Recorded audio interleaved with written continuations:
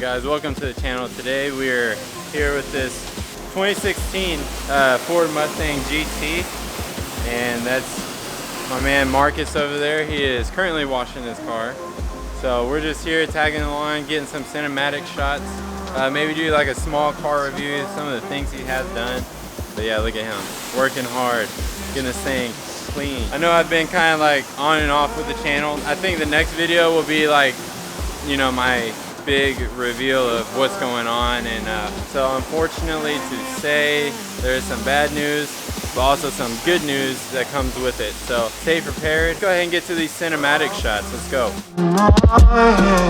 I can't live without you.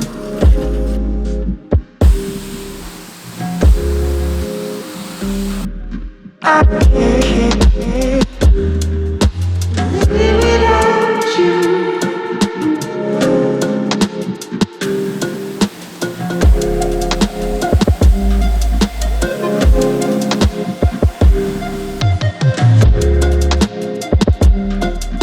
So I like to get like all the dirt actually, because honestly people say the touchless wash is really good in my experience, even if you pay. So here I think they have like an $8 one, yeah, and it does like everything, quick little mist, wax, whatever it's called, and all that stuff. It comes with the bug wash, but I paid for that one, and I take the car out and there's still gunk all over the car. Yeah. And so that's why I do a quick little wash myself with sponge, pressure wash, come in here, let it air dry, and then I just hit up the small little nooks and crannies with the chamois. I gotcha. Done.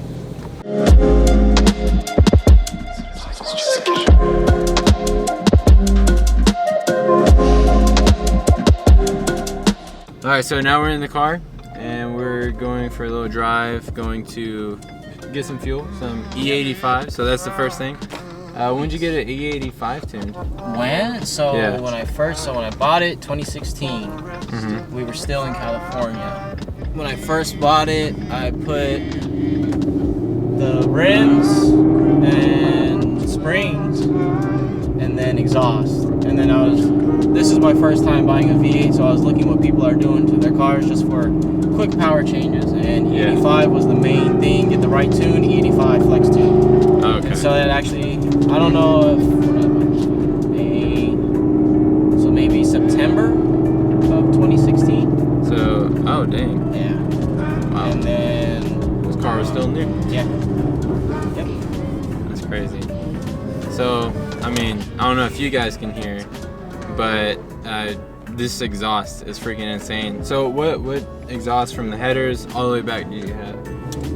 So it's basically, like I said, it's just a catback. So it's not like I got full H pipes or anything like that. It's just catback, 3-inch Corsa Extremes, which is the loudest one you can get. 3 week. Is that us? He's back there.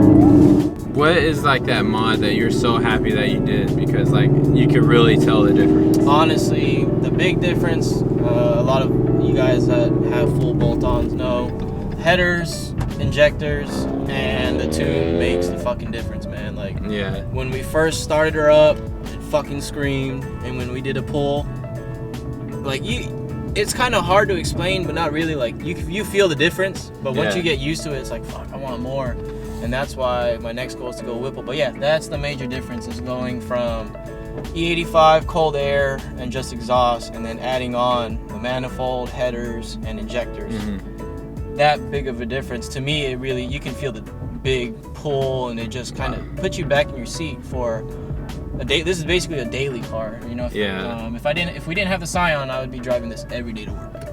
And I was telling him, like, it's so crazy how comfortable like the seats and everything are. Yeah. Like, dude, it's freaking ridiculous. And you said you went on like several road trips. Yeah, so a lot of the road trips we did in Germany, the longest road trip we did in this car was 8 hours. Wow. And we stopped maybe 3 times, only because obviously we both had to take a piss. But other than that, like, I was just, you can sit and slouch in here as much as you want. You won't get tired because you're always gonna hear the roar, or even just driving on the Autobahn, you really got to pay attention. You can't fall asleep on the Autobahn. Definitely. Really, but yeah, 8 hours was the longest trip we've done. So 3 countries this car has been driven through. That's crazy. Yep. Well, we're gonna go ahead and get some E85 real quick, so that way we can get y'all a couple of exhaust clips and maybe a pull. So get ready for that. Here we go. Yes, sir.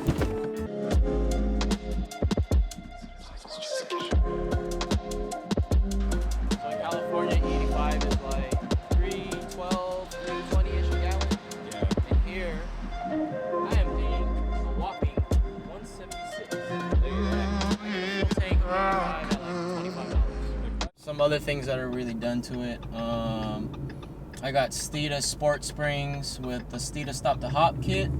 Yeah. And I wanted to do the Coney Yellow adjustables, but I can do that at a later time. But it still rides really smooth. Yeah. You know, I don't rub or scrape anything. I really do. If I do scrape, it's obviously on the freeway, and Stop the Hop really helps too. Some people say they really don't notice it, but those were the guys that I noticed were pushing over 600, 700 to the wheel. Definitely. But in something like this type of setup, it really helps. You know, like I said earlier, I am going to put a Whipple on here. Sometime before I leave Texas, it's going to happen. And my goal is to get over 800 to the wheel. And I know my wife's going to hate it, but yeah, it is what it is. By the way, just kind of going back to the exhaust. So inside the vehicle, there's like 0 drone. Like, it is so relaxing. Like, it really is. And I hope they don't catch the rattle, but it's because I got coins in here. Yeah, he's holding it with my air freshener. Yeah. Other than It's all that, my hands right here.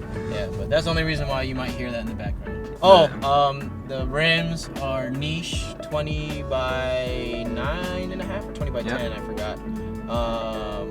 275, 35 in the front, 295, 35 in the rear. They're Nitto G2s. I wanted to do 305 in the rear, but it's already too late. I mean, those would be some thick girls. Would have looked really mean, but like I said, now I don't rub. I wouldn't have to worry about all that type of stuff. I think with the 305s I would, because people that are putting 305s on theirs, they don't have that much of a drop as I do. Oh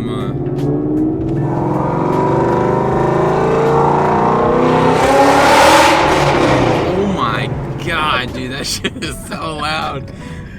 It sounds so good. And that was like a tiny tap. Yeah, I barely even pressed the gas. It is so ridiculous. But yeah, like my overall opinion about this is it is like the cleanest Mustang I've ever been in. It's not too like aggressive, like in your face. It's very subtle. Besides the exhaust, Corsa really nailed that, because this thing sounds legit.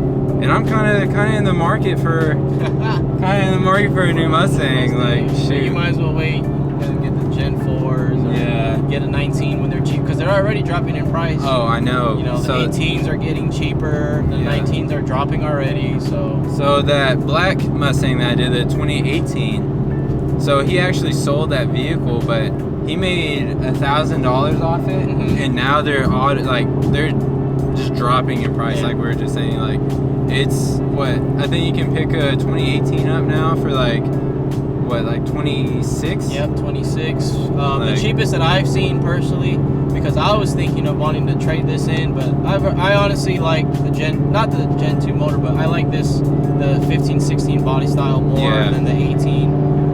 To me, it just looks more aggressive. The 18 looks more futuristic, I guess. Obviously, that's where times are going. But the only reason why I would settle with the 18 is because of the 10-speed auto. Only reason why. Yep. Only reason why. Yeah. And so if you do same setup that I got now on the 18, it's a fucking beast, man. That thing you're gonna be over 530 to the wheel, easy. And it's proven. You see it all the time. You see it all the time. So that's the only downside, was when I first got this, 18s were still kind of in production, and they were only releasing a few of them at a time, and they were obviously expensive. And then when we got to Germany, they slowly started to drop. Still expensive, because when I went to a military auto sale on post, the guy was like, "Hey, is that your Mustang?" I was like, "Yeah." He's like, "You want to trade it in for an 18?" I was like, "Well, I mean, they're still around 35, almost 40 still, depending on what you get done to it." Everybody's gonna say, "Oh, just get the base model." I mean, base model's fine, but I mean, to each their own. But I like the premium. Like I said, everybody likes the performance pack. I personally don't. I don't see why. I mean, it's honestly, so cool. But like this, man, I could literally take this car anywhere. Like, you got the nice leather. I mean, but everything else is fine. Everything is super. When they say premium for this year's Mustang, like, it's not like an 05 Mustang where it's like 05 premium Mustang GT. No, this thing is literally premium. And I could go in depth with like all the interior stuff, but honestly, there's so many videos out there that can show you all that. But I'll just say, from my personal opinion, it is super nice material in here. It's obviously not going to be a luxury car by any means. But as far as a pony car, I think they've really stepped up the game at Ford with this. And I even said in the 2018 Mustang with cloth seats felt ridiculously comfortable. Not gonna lie to you though, these seats right here, I would take them all day. Like, they're the leather seats, and yeah, just overall just really nice. Like, and like you said earlier, they're comfortable. It's a comfortable car to ride in. Like, no matter how far you drive, you won't feel like, you know, like your back is gonna really ache. Like, let's talk about how has the ownership been owning a full bolt-on Mustang from when it was stock to now. Like, how has it been? Like, is there like big changes that people should really look forward to whenever they're...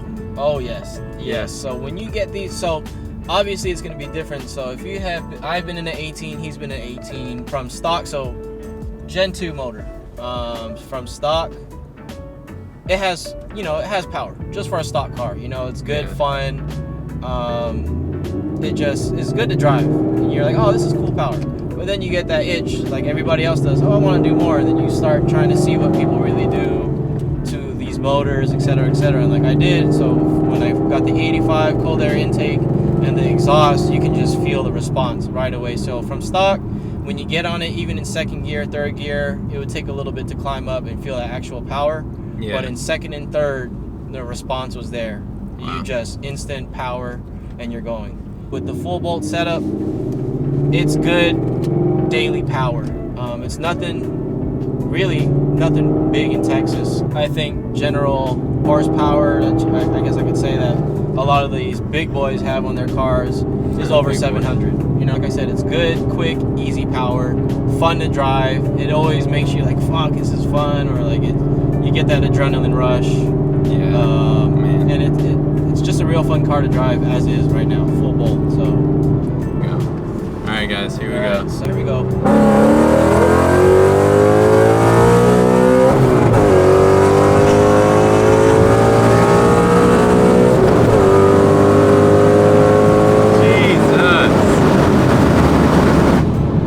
Oh my goodness, it just throws you in the seat. And full bolt is the way to go. It's fun, quick, easy power.